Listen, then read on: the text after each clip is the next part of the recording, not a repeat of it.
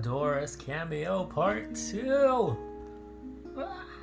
She's so cute. Oh. Oh yeah? Oh, you big yawn.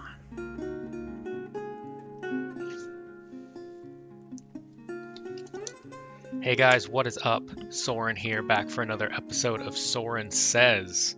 I just want to give you guys a quick reminder, or announce it the first time, that we now have a Twitter. I will put a link in the description. We have a subreddit, which currently has no one in it, but hey, let's get that going. Reddit's been a huge part of the channel's growth, and so I think it'd be really cool to utilize it as a way of getting more people in here. As for, or beyond that, we also have a Facebook page, which of course saved the wrong name, so I'm going to have to wait 7 days to give it the correct name, which is awkward as hell, but here we are. I'll put a link to that as well. And of course, I'm still working on the website, but can't ignore that. Can't get over that. I need more time. Maybe if someone's interested in helping me make it, that might make a big difference. But for the moment, it is just another project in my long list of things I'm trying to do, and I'm trying to do a lot. But today, I wanted to do something a little different, and I know I say that at the beginning of every video, but today is different. Today, we're going to be talking about a book that I am writing. It's very near and dear to my heart. The thing about Hilltops was the first book I actually finished, and hopefully it's the first of many. It was my first completed novel. I completed it in 2017.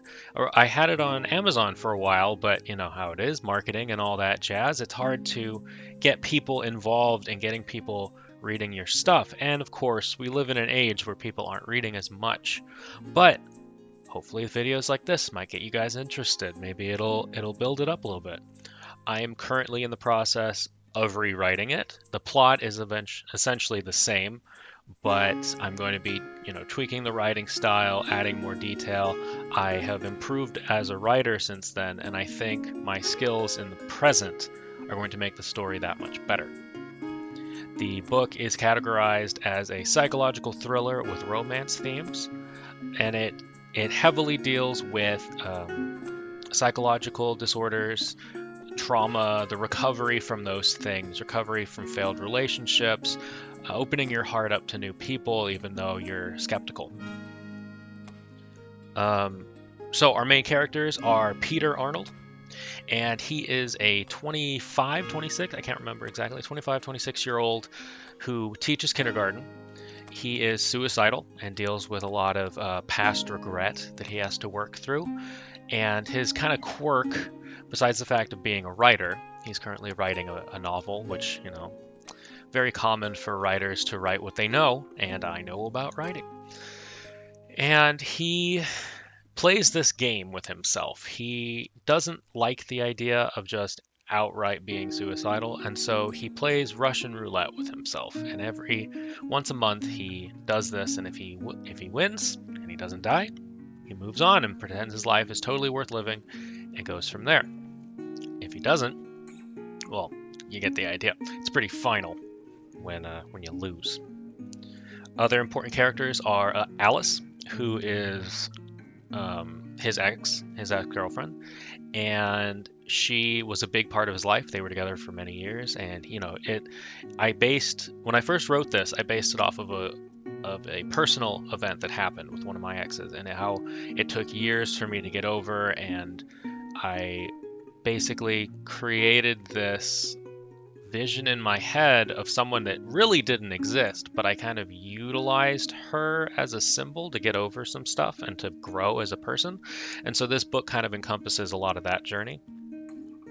So Alice is a character. She's not in the book as an active character, but she's important to know. Lucy is an active love interest that happens later in the book, and she plays a major part in telling the story about mental illness that I want to talk about. Her and Peter have a very significant connection that plays throughout the book. Peter's brother Nick is another major player. He's modeled after my own brother, and some of the talks we've had in real life come into play. Very, very thoughtful, very meaningful conversations happen between the two of them. And the antagonist, who calls himself the Harlequin, is a major factor in Peter's development and in the development of the plot. I don't want to spoil too much about him, but he's crazy. He's kind of crazy. Like I said, I'm currently rewriting it. I want to read the first chapter to you guys today. So that's kind of what this video is meant to be. It's meant to be kind of synopsis and then me quickly reading through the first chapter, seeing if you guys like the idea, seeing if you guys want to read more. If you do, join the Discord. I can DM you. I can give you some materials. I want this story to be told, and in order for it to be told, it needs to reach more ears. So anyway, we're going to read this. All right. The Thing About Hilltops by Nathaniel Lee Paulus. That's me. Chapter 1. Empty Chamber.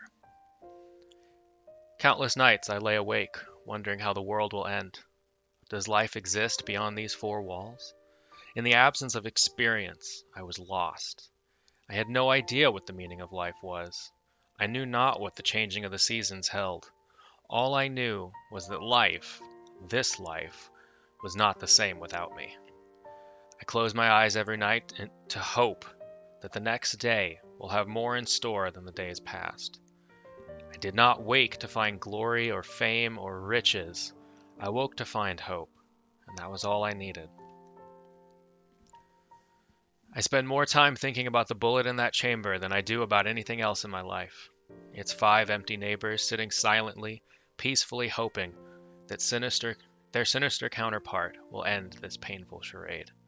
But as I pull the trigger home, the solemn click signifies another non-existent bullet pushing me out of my depressive stupor and back into the real world.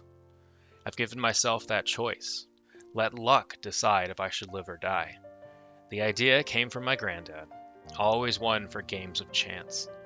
He'd go out twice a week to meet with friends who I'd never met, to play games I'd never heard of like Russian roulette and knives, concepts a young man had no business knowing. My mother loved to berate his choices in such activities. "Why the hell would you go off and do something so reckless?" she'd yell in the kitchen while I secretly listened on the stairs. I sat folded up in shadows, hoping to not be seen as the scene unfolded. I could feel the anger in my mother's voice like a hot iron pressed against my ears and on my heart.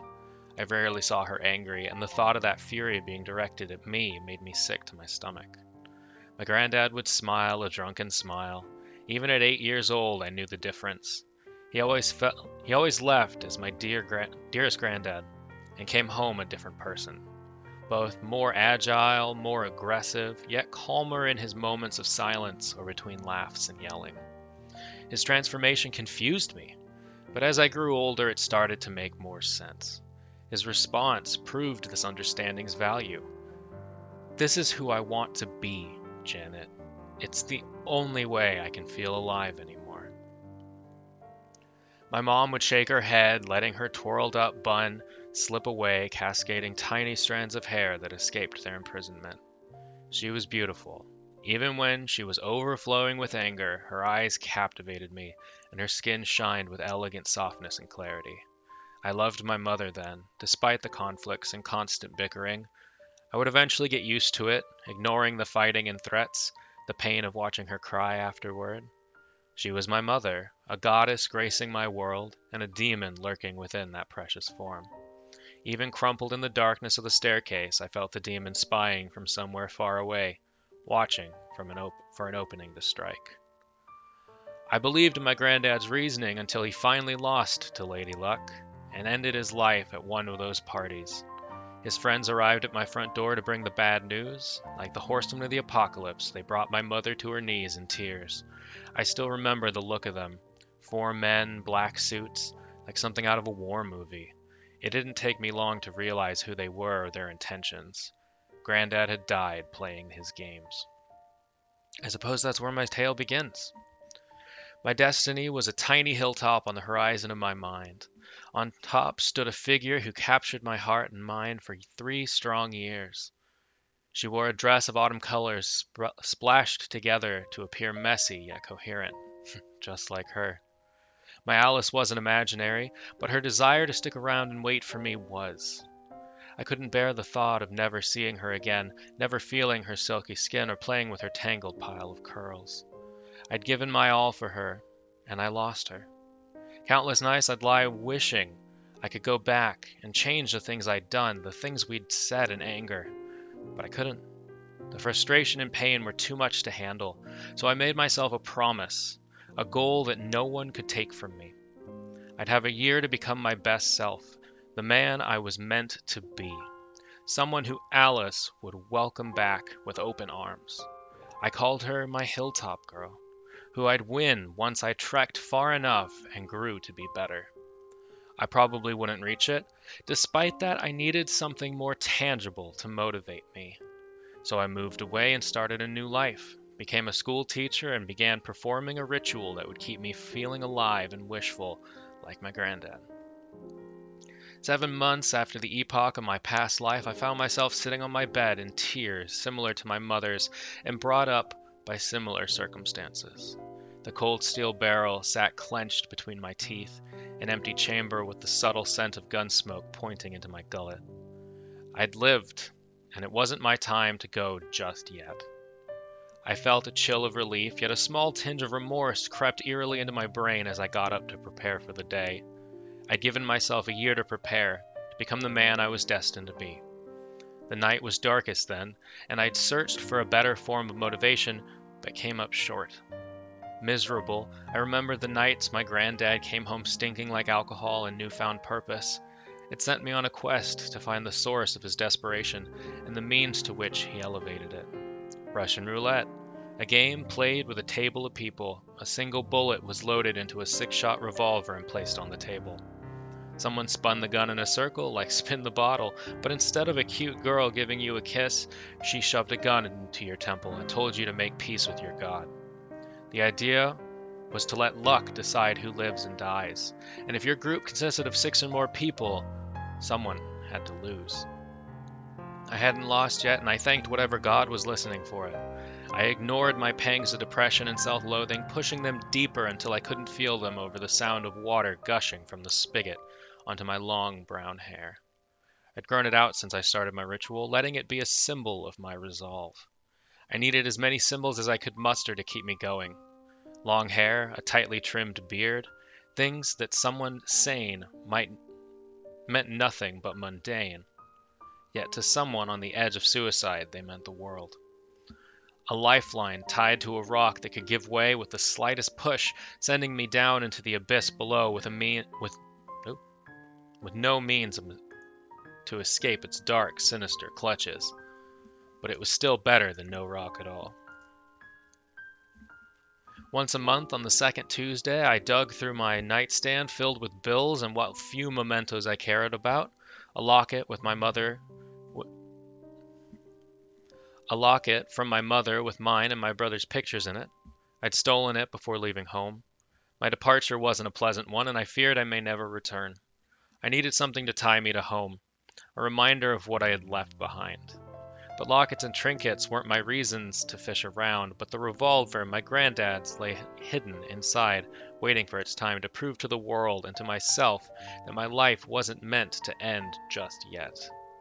I sold my soul to its chambers and its barrel, its trigger that felt cold against my finger yet boiling hot when pulled. I kept it locked away, a prisoner of my sanity. No one could find out about it lest I lost any source of sanity I had left. Feeling close to death was all I had. Being freed by Lady Luck was my ecstasy, and nothing came close to accomplishing the same. I pulled on a fresh shirt. It stuck to the sides of my back where I couldn't ever dry off properly. The smooth cotton glided across my skin and felt warm despite sitting inside my dresser for too long.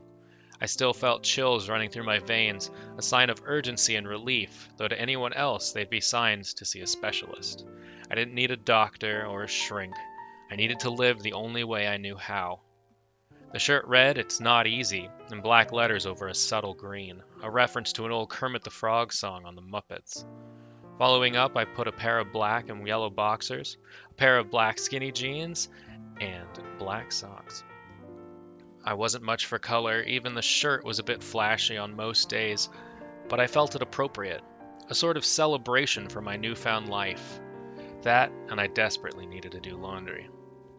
My hair tormented me. It tangled, bunched, clutched to my scalp and its peers. The knots were the worst, always pulling and tugging as I tried to brush it. I felt a connection to it like its tangles were symbolic of the tangles in my heart. Its clumps were the clouds I felt in my head as I went about my day. I was my hair, whether I liked it or not. This connection fueled its importance in terms of symbolic realization. If my hair remained, so did I. I tied it into a tail and let it fall past my shoulders. I wondered how long it would reach before I lost my little game. A part of me wished it would have stopped today. 4 years ago today, I remembered, since I heard her voice. It was a bittersweet memory, one I longed to forget, but it scarred me, making me painfully aware of its burn. She was saying goodbye. My thick duster slithered on. A million thoughts raced in my head as I collected my belongings and headed to work. My apartment building didn't see much action in terms of neighbors.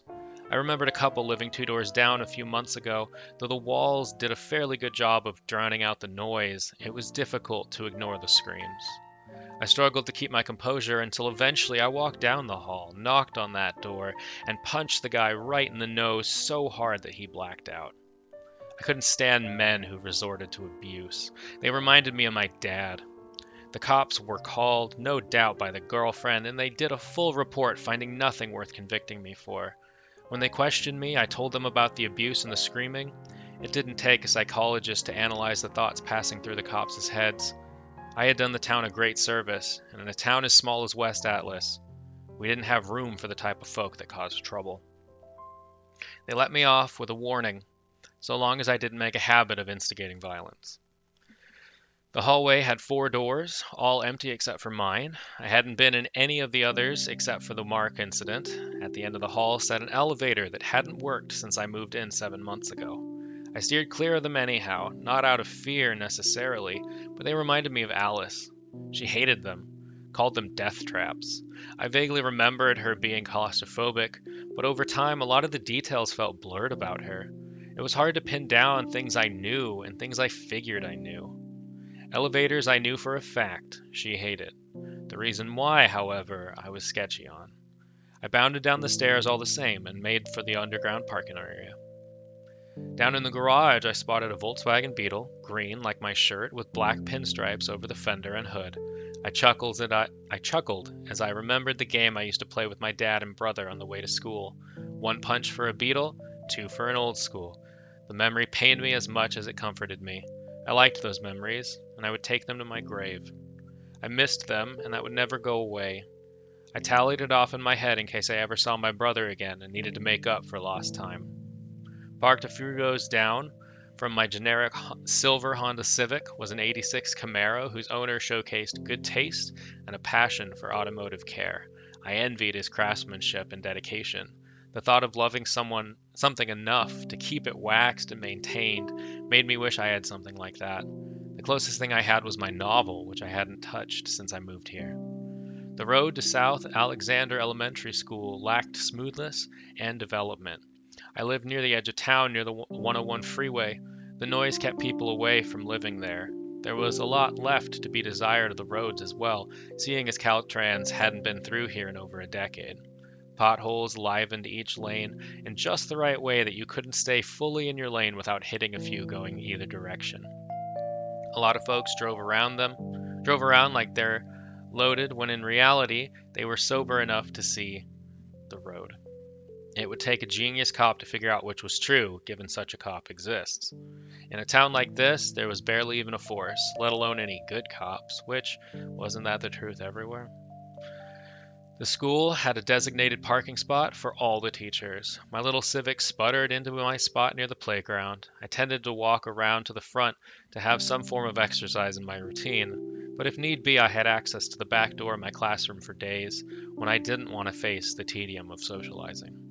Today, empowered by my newfound purpose, I toiled with the mundane and stepped across the grass to the school's newly painted double doors.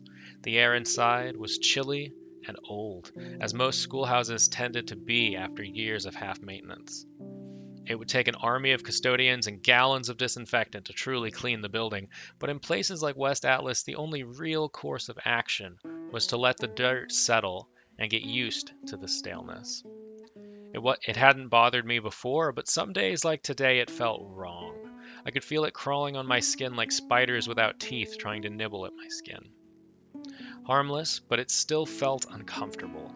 It made me remember my mother and me getting used to her tears. I hurriedly made my way to the teacher's lounge at the back of the school. The gym doors were open, which was unusual for 7 o'clock. I peeked my head in to see if someone was here before me. No one was around, so I closed the doors with a crash and continued. As far as I could tell, I was the first to arrive, which was good. Better than good. It might actually mean I'd have a few moments to prepare for the day. I started a pot of coffee and sat on the poorly maintained sofa, propping my feet up on the coffee table. The state of the lounge was a testament to the financial stability of the school, which was supported and financed by the local church, St. Alexander's, from which the school got its name. The church wasn't big, which was sad. Not many devout believers lived in this neck of the woods, and their absence left the town lacking that bittersweet tinge of community that most small towns cherished. It left a hollow feeling when walking the streets or voting for local government. Most people ignored it, like all the other emptiness. It was hard to watch as an outsider, but it wasn't enough for me to make a scene about it. I had my hang-ups. I didn't have time to worry about the town's boredom. About 10 minutes past 7, the first of many teachers walked into the lounge and disturbed my solitude. Ruth Evans walked with an air of grace, a perfect live, laugh, love kind of woman who you knew by watching her had issues at home that weren't going to stop her from living her life. She was kind, friendly, and by what little I knew from rumors and eavesdropping, in a toxic marriage. She stood behind the sofa and leaned down next to me, her arms supporting her. She wore a low-cut top that showed what little cleavage she had, and I was hard-pressed not to look. She smiled confidently and asked with wholehearted sincerity the most basic question possible. How you holding up, Pete? How was I holding up? My thoughts spiraled with my granddad's revolver sitting on my nightstand, my lonely bullet waiting in its chamber, my hilltop girl becoming impatient with the sun setting on her cool, pale skin. I thought about my half-finished novel, the soulless pages rotting away on my hand-me-down laptop, of Alice, of Lady Luck, my purpose, and then there was nothing. I couldn't tell her about any of those things. No one could know. So how did I answer a basic question? With a lie. Oh, you know, I charmed. The usual. Once you find your passion like I did with teaching, the rest of life's worries seem to slide away. If there was one thing I'd learned, and learned well, it was the ability to lie. Not everyone needed to know the truth. Not Ruth Evans, especially. She reeked of sexual tension. This wasn't the first time she'd forced a friendly engagement with me, with a little bit of tit and less than titillating conversation. She was a predator looking to make me her prey. I could smell it on her breath as she stood next to me, the smell of her perfume, of her laundry soap, the same as mine. I shouldn't, but the thoughts blurred out the rest of my woes like a mop soaking up vomit. Was she something that could replace Alice atop my hilltop? I shuddered at the thought, not out of revulsion, but out of discomfort. I didn't like the thought of losing my Alice, despite knowing I already had. She gushed at my lie, holding her hands to her chest. I'm jealous, she began. I wish any of my life was put together. Sometimes I wish I could just quit and live at home, but you know Buck. Always drinking, and... She stopped mid-sentence, presumably not wanting to reveal too much. The door swung open and she propped up to a standing position. Her hair fell tousled, giving her a messy look. The man in the door eyeballed us both, suspicious that something might have happened, and he wasn't far off. If he hadn't been one of my closest friends, I'd have expected a scolding, but he just smiled. Peter, what's this? Flirting with your coworkers again? He beamed as he walked around to sit next to me, kicking my feet off the coffee table as he did. You know that's a bad idea, my friend. Very dangerous. These women are treacherous. He glared back at Ruth, then smiled, hoping she'd know he was kidding. She didn't take it very well and retreated to the coffee maker. I thought to ask her to pour me a cup, but decided against it when I saw her scowl. Oh, Jorge, always a charmer. How would you know, Mr. Husband? I played along. It always felt like playing, like I didn't know how to be, just how to pretend to be. Ah, he spouted, I was not always the handsome, married man you see now. I, too, was once on the prowl. I know the struggle of finding the right woman. He grinned and looked back at Ruth, who was still facing the coffee maker in a sour mood. He didn't miss a beat as he turned back to me. Anyway, my friend, are you coming over tonight? Over? I asked blankly. It's Taco Tuesday. Casa de Espinosa needs one more mouth to feed. Angelica always cooks too much, and you look like you haven't eaten a good meal in a while. I cringed at his observation.